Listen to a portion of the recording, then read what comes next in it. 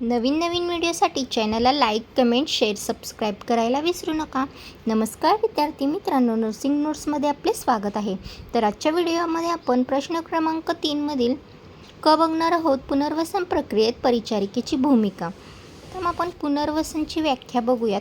पुनर्वसन म्हणजे नक्की काय? तर पुनर्वसन म्हणजे रुग्णाला त्याच्या आजारपणानंतर पुन्हा स्वावलंबी बनवणे. मानसिक आजारामुळे रुग्णाची विचार करण्याची आणि वागण्याची पद्धत बदलते. नर्सचा मुख्य उद्देश हाच असतो की रुग्णाला त्याच्या मर्यादासह आनंदाने जगायला शिकवणे.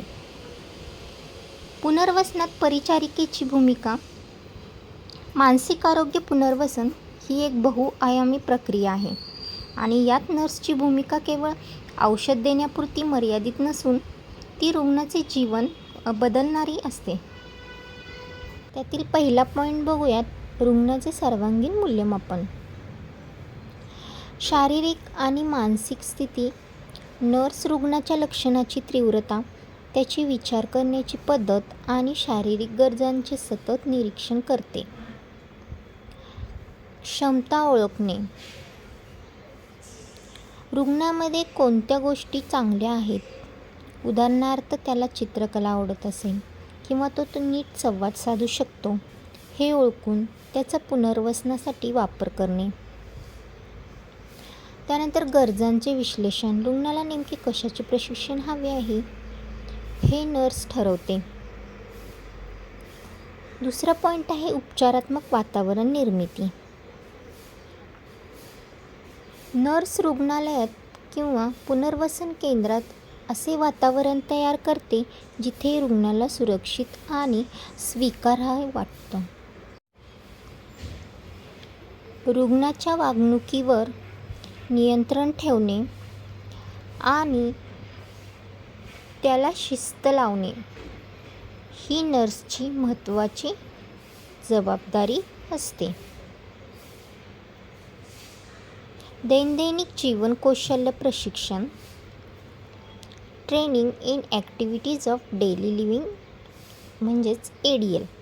वैयक्तिक स्वच्छता, स्वतःचे अंघोळ, कपडे आणि राहण्याची जागा स्वच्छ ठेवण्याचे महत्त्व पटवून देणे.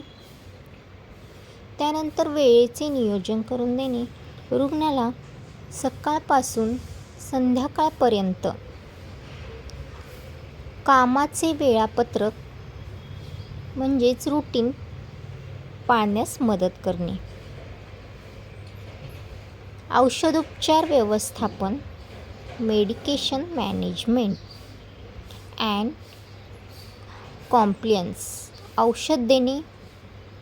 रुग्णाने औषधे वेळेवर घेतली आहेत की नाही याची खात्री करणे. त्यानंतर साईड इफेक्टचे निरीक्षण.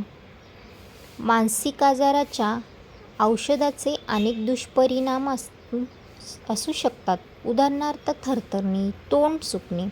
नर्स हे ओळखून डॉक्टरांना कळवते. त्यानंतर आहे सायको एज्युकेशन. औषधे का महत्त्वाची आहेत आणि ती अचानक बंद केल्यास काय धोके होऊ शकतात हे रुग्णाला आणि नातेवाईकांना पटवून देणे. पाचवा पॉईंट आहे सामाजिक आणि संज्ञानात्मक पुनर्वसन. Social and cognitive rehabilitation. संवाद कौशल. रुग्णाला इतरांशी डोळ्यात डोळे घालून बोलणे, स्वतःचे म्हणणे मांडणे आणि सामाजिक संकेत पाळणे हे शिकवते. समस्या निवारण.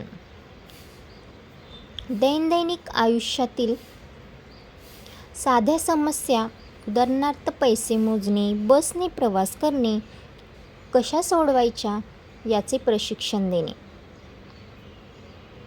सहावा पॉईंट आहे कुटुंब आणि समाज प्रबोधनाचे काम करते. कौटुंबिक आधार. कुटुंबाला मानसिक आजाराबद्दल शास्त्रीय माहिती देणे जेणेकरून ते रुग्णाला घरी स्वीकारतील. कलंक दूर करणे. समाजात मानसिक आजाराबद्दल असलेले गैरसमज दूर करण्यासाठी नर्स आरोग्य शिबिरे किंवा चर्चासत्रे आयोजित करते. सातवा पॉईंट आहे व्यावसायिक मार्गदर्शन करते. रुग्णाला त्याच्या क्षमतेनुसार एखादे कौशल्य शिकण्यासाठी प्रोत्साहित करणे, उदाहरणार्थ संगणक, शिवणकाम, हस्तकला असे. यामुळे रुग्णाला आर्थिक स्वातंत्र्यता मिळते आणि आत्मविश्वास वाढतो. तर बघा, पुनर्वसन प्रक्रियेत नर्स ही रुग्णाची शिक्षक, समुपदेशक, वकील आणि काळजीवाहू अशा सर्व भूमिका पार पाडते. रुग्णाला हॉस्पिटलमधून डिस्चार्ज मिळाल्यानंतर तो पुन्हा समाजाशी एकरूप होईल यासाठी ती प्रयत्न करते.